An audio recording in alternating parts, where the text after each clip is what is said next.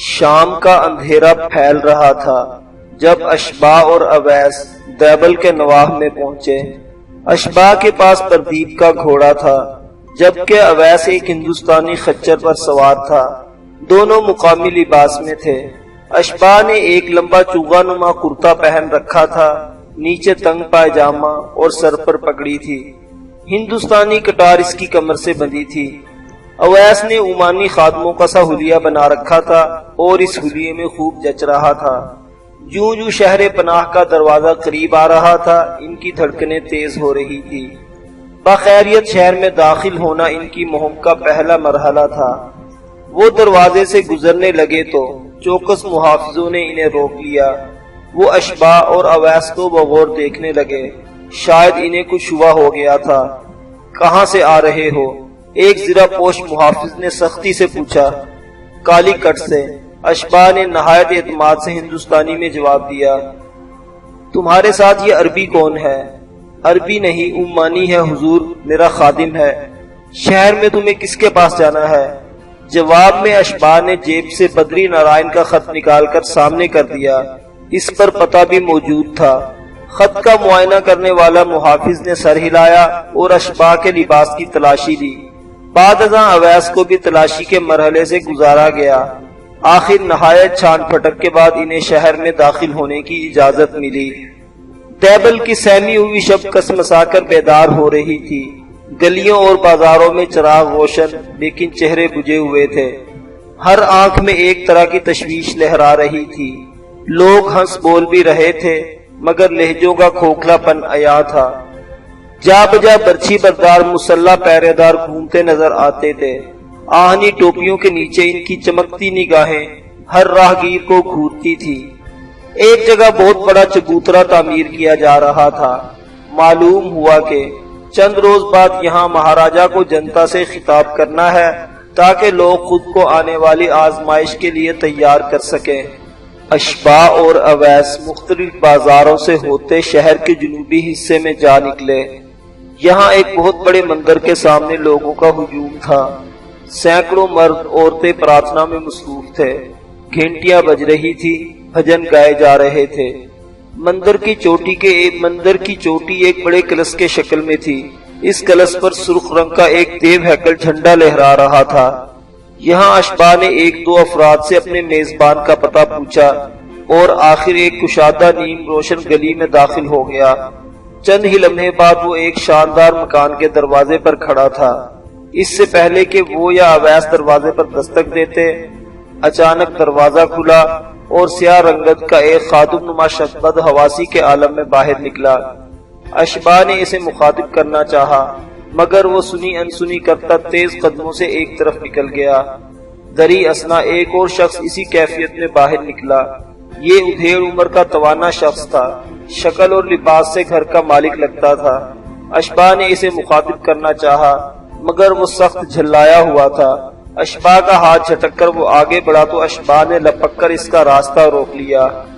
شمع چاہتا ہوں جناب، اس نے سنسکرت میں شائستگی سے کہا، شاید میں آپ کی کچھ مدد کر سکوں۔ میں بدری نارائن کا بیٹا کالی کٹ سے آیا ہوں۔ کون بدری نارائن؟ ادھیڑ عمر شخص نے کہا، پھر ایک دم چونک گیا۔ حیرت زدہ نگاہ اشباح پر ڈالی اور بولا، تم بدری نارائن کے بیٹے ہو؟ جی ہاں۔ وہ خود کہاں ہے؟ اشباح نے کہا، آپ اندر چلیں، میں اطمینان سے سب کچھ بتاتا ہوں۔ اطمینان ہمارے بھاگ میں کہا۔ تلسی داس روحان سے لہجے میں بولا، ہائے میری قسمت، کیا ہوا چچا جان؟ اشباح نے ہمدردی سے پوچھا۔ اب میں تمہیں کیا بتاؤں بیٹا، بدری نارائن خود آتا تو بات بھی تھی۔ وہی میری بیٹی کا مسئلہ آج پھر اس پر دورہ پڑا ہے۔ اشباح ایک لمحے کے لیے گھبرایا، پھر بولا، چچا جان مجھے پتا جی نے اسی خاطر تو بھیجا ہے، آپ مجھے ان کے پاس لے چلیں۔ یہ کہتے ہوئے اشباح نے دونوں خط تلسی داس کے ہاتھ میں دے دیے۔ تلسی داس نے ایک نظر خطوں کو اور دوسری نظر اشباح کو بغور دیکھا، پھر اسے ساتھ لے کر تیز قدموں سے مکان میں داخل ہوا۔ دیوی دیوتاؤں کی مورتیوں سے آراستہ کمروں سے گزر کر وہ ایک کشادہ کمرے میں داخل ہوئے۔ ایک خوبصورت چھپر کٹ کے نیچے گاؤ تکیے کے سہارے ایک عورت نیم دراز تھی۔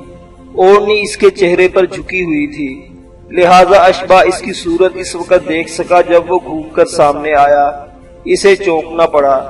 اس کے تصور میں تلسی داس کی بیوہ بیٹی کوئی پختہ عمر خاتون ہوگی، لیکن یہاں تو ایک نو عمر حسین لڑکی دراز تھی۔ اس کے حسن سادہ کی چکا چوند نے ایک لمحے کے لیے اشباہ کو مبہوت کر دیا، لیکن دوسرے ہی لمحے اس نے آنکھیں جھکا لی۔ ایک لمحہ توقف کے بعد اس کی نگاہیں جب دوبارہ اٹھی تو وہ صرف ایک معالج کی نگاہیں تھیں۔ اس نے دیکھا لڑکی کا خوبصورت چہرہ ہلدی کی طرح زرد ہے۔ وہ پلکیں جھپکائے بغیر اپنی بے جان آنکھوں سے ایک رخ پر دیکھ رہی ہے۔ اس کے ہونٹ اس قدر سفید ہو گئے تھے کہ دیکھ کر خوف محسوس ہوتا تھا۔ اشباہ نے اپنا تھیلا کھول کر لڑکی کے سرہانے رکھا اور آہستگی سے بولا، چچا جان ان کنیزوں کو باہر بھیج دیں، اور اگر آپ مناسب سمجھے تو کچھ دیر کے لیے خود بھی تشریف لے جائیں۔ گھبرائے ہوئے تلسی داس نے معمول کی طرح ان کی ہدایات پر عمل کیا۔ ذرا ہی دیر میں کمرہ خالی ہو گیا۔ اشباہ نے قریب جا کر غور سے لڑکی کا چہرہ دیکھا۔ نہایت باریکی سے اس نے لڑکی کی نگاہ کا تعاقب کیا تو معلوم ہوا کہ وہ کھڑکی سے باہر دیکھ رہی ہے۔ وہاں پھولوں کی ایک بیل اور ایک پنجرے کے سوا کچھ نہیں تھا۔ پنجرا پیتل کا بنا ہوا تھا اور اس میں ایک خوبصورت مینا پھڑپھڑا رہی تھی۔ یکایک اشباہ کو احساس ہوا کہ لڑکی پنجرے ہی کی طرف دیکھ رہی ہے۔ اس نے اویس سے کہہ کر پنجرا وہاں سے اٹھوا دیا۔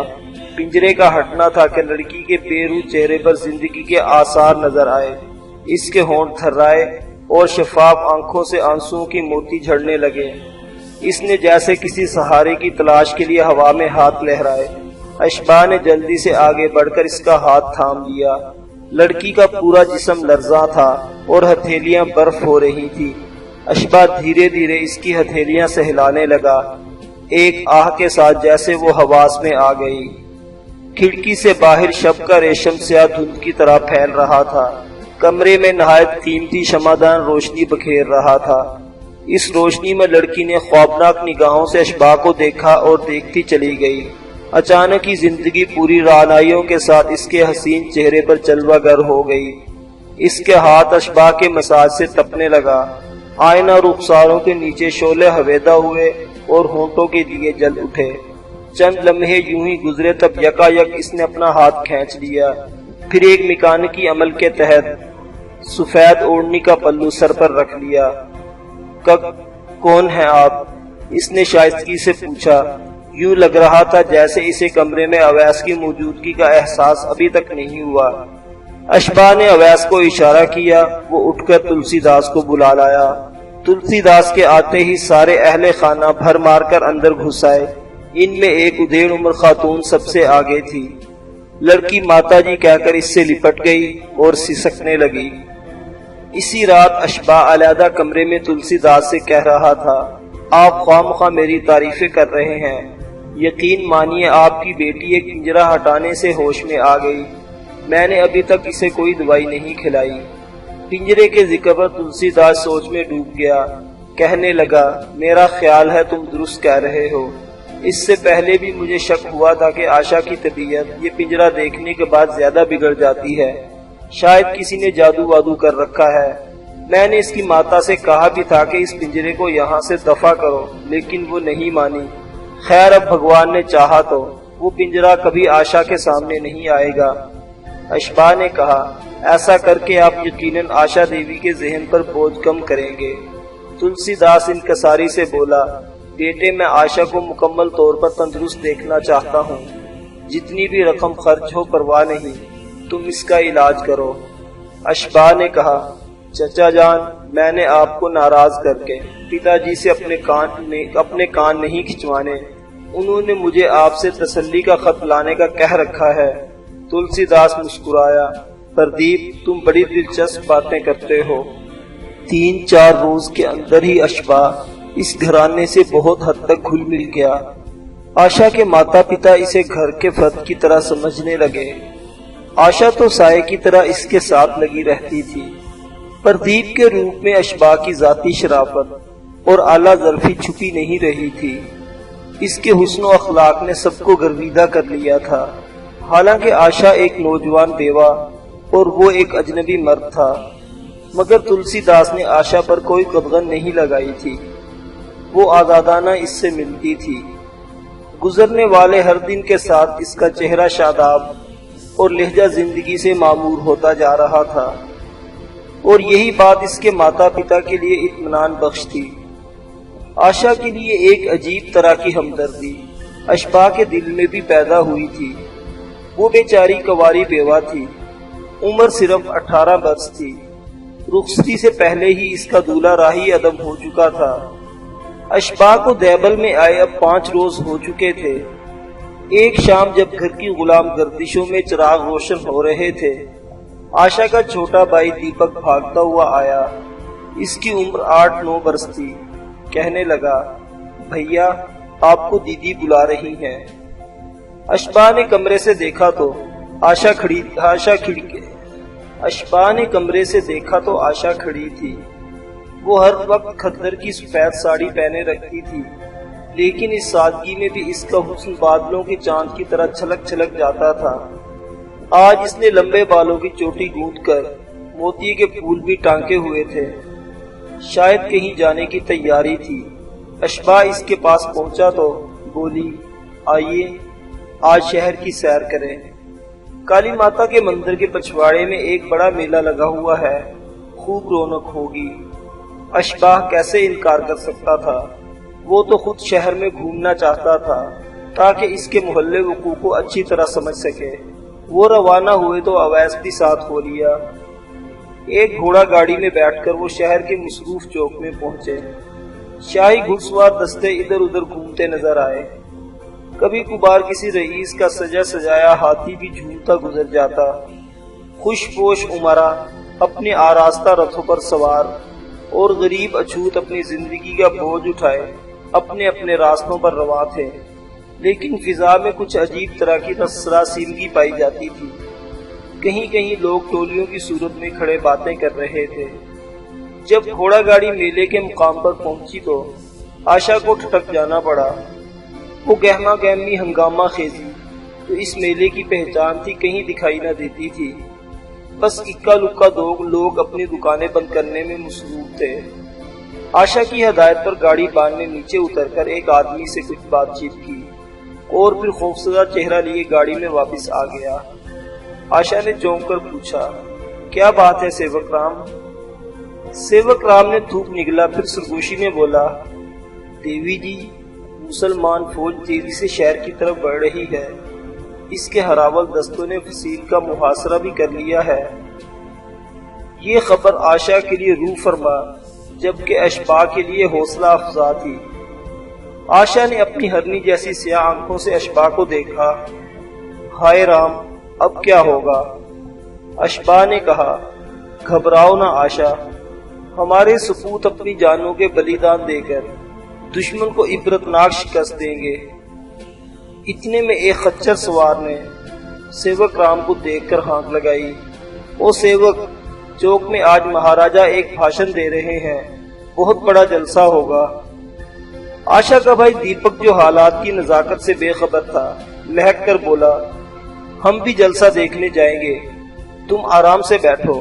آشا نے اسے ڈانٹا۔ اشباہ خود بھی وہاں جانا چاہتا تھا، اس لیے دیپک کے دفاع میں بولا، آشا حوصلہ رکھو، ابھی خطرے کی کوئی بات نہیں، مسلمان حملے میں اتنی جلدی نہیں کریں گے، اور آج تو مہاراجہ کا بھاشن سننے والا ہوگا، میرا خیال ہے ہمیں چلنا چاہیے۔ اشباہ کی رائے آشا کے لیے حکم کا درجہ رکھتی تھی، وہ خاموش ہو گئی۔ اشباہ بولا، اگر آپ نہ جانا چاہیں تو ہم آپ کو گھر اتارے جاتے ہیں۔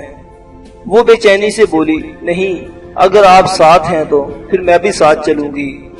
اشباہ نے گاڑی بان کو جلسہ گاہ چلنے کا حکم دیا۔ گاڑی بان نے گھوڑوں کا رخ بدلا، چابک لہرایا اور گاڑی ہوا کر دی۔ دیبل کی مختلف سڑکوں سے ہوتے وہ جلسہ گاہ میں پہنچے تو حیران رہ گئے۔ ہزاروں افراد کا ٹھاٹھے مارتا سمندر سامنے تھا۔ کافوری مشعلوں اور گیس کے ہنڈولوں نے جلسہ گاہ میں دن کا سما پیدا کر رکھا تھا۔ چند روز پہلے جو زیر تعمیر چبوترا اشباہ اور اویس نے دیکھا تھا، وہ اب دبیز قالینوں سے ڈھکا ہوا تھا اور اس پر بیش قیمت کرسیاں ترتیب سے پڑی تھی۔ جلسے کی کارروائی شروع ہونے ہی والی تھی۔ لوگ وقفے وقفے سے پرجوش نعرے بلند کر رہے تھے۔ آخر کچھ دیر بعد چبوترے پر ہلچل نظر آئی اور راجہ داہر پورے کر و فر کے ساتھ جلوہ افروز ہوا۔ گیس کے ہنڈولوں میں اس کا گراں قیمت لباس دمک رہا تھا۔ پگڑی پر سچے موتیوں کی جھالریں تھیں اور ایک لمبی تلوار اس کی کمر سے بندھی تھی۔ اس کے پہلو میں اس کا جوان بیٹا اجے سنگھ تھا۔ راجہ کے دائیں بائیں مسلح محافظ چوکس کھڑے تھے اور عقب میں حسین خادماؤں کا جھرمٹ تھا۔ چند دوسری تقریروں کے بعد راجہ داہر نے اپنی تقریر شروع کی۔ وہ مسلمان فوج کے خلاف اہل شہر میں جذبہ پیدا کرنے کی کوشش کر رہا تھا، لیکن زبان اتنی گھٹیا اور زہریلی تھی کہ اشباح کے سینے میں آگ بھڑکنے لگی۔ اس کا جی چاہا وہ اس دشنام تراز شخص کا گلا گھونٹ دے۔ دوسری طرف اویس کی حالت بھی مختلف نہیں تھی۔ مسلمانوں کے خلاف طاہر کی زہر فشانی نے اسے بھی مشتعل کر دیا تھا۔ اس کا گول مٹول چہرہ شدت جذبات سے انگارہ ہو رہا تھا۔ آشا، دیپک اور سیور مام کی کیفیت برعکس تھی۔ وہ خوش ہو رہے تھے اور تالیاں پیٹ رہے تھے۔ ایک بات تو اشباح نے سنجیدگی سے سوچا، وہ راستہ بناتا ہوا آگے جائے اور چبوترے تک پہنچ جائے۔ اگر کسی طرح وہ راجہ تک رسائی حاصل کر لیتا تو ایک ہی وار میں اس کا قصہ پاک کر سکتا تھا، مگر اس تک پہنچنا آسان نہیں تھا۔ وہ محافظوں میں گھرا ہوا تھا۔ ویسے بھی یہ کچھ اس کے فرائض میں شامل نہیں تھا، اسے سپہ سالار کے حکم پر چلنا تھا۔ جب طاہر کی تقریر نقطہ عروج پر تھی اور سامعین پوری طرح مگن تھے، اشباح نے آشا کی طرف جھک کر کہا، آشا، مجھے پیاس لگ رہی ہے، تھوڑی دیر میں پانی پی کر آتا ہوں۔ آشا نے جلدی سے اس کا بازو تھام لیا۔ نہیں، میں یہاں اکیلی نہیں رہوں گی۔ اشباح نے کہا، سیوک تمہارے ساتھ ہے اور اویس بھی، ابھی آ جاتا ہوں۔ لوگوں کی بھیڑ میں تمہارا پیدل گزرنا ٹھیک نہیں۔ آشا کا دھیان اپنے سراپا کی طرف چلا گیا اور اس نے جھیک کر نگاہیں جھکا لی۔ اشباح نے خاموشی سے اویس کا ہاتھ دبایا اور ہجوم میں راستہ بناتا آگے بڑھنے لگا۔ کافی تنگ و دو کے بعد جلسہ گاہ سے نکلنے میں کامیاب ہوا۔ دور اس مندر کی روشنیاں نظر آ رہی تھی جہاں چند روز پہلے اس نے لوگوں کو پوجا پاٹ کرتے دیکھا تھا۔ وہ مندر کی طرف بڑھنے لگا۔ اس وقت مندر میں محافظ برائے نام تھے۔ شاید سب جلسہ گاہ میں چلے گئے تھے، لیکن پوجا پاٹ کرنے والی خاصی تعداد میں موجود تھے۔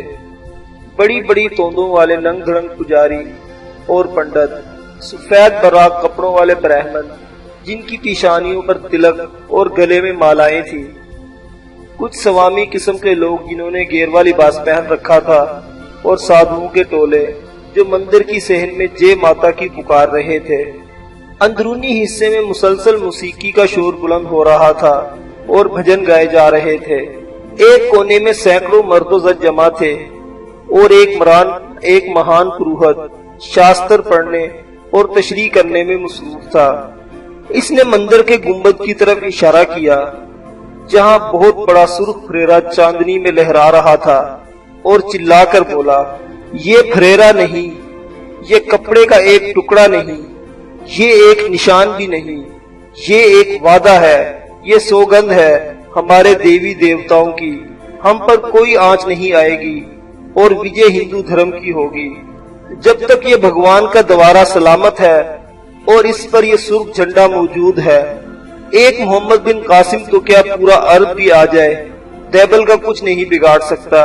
حاضرین نے پرجوش نعرے بلند کیے، راجہ داہر کی جے، ہندو دھرم کی جے، ہنومان کی جے، جے بجرنگ بلی۔ پروہت کی تقریر ختم ہوئی تو اشباح نے اٹھ کر مندر کا ایک چکر لگایا اور باہر نکل آیا۔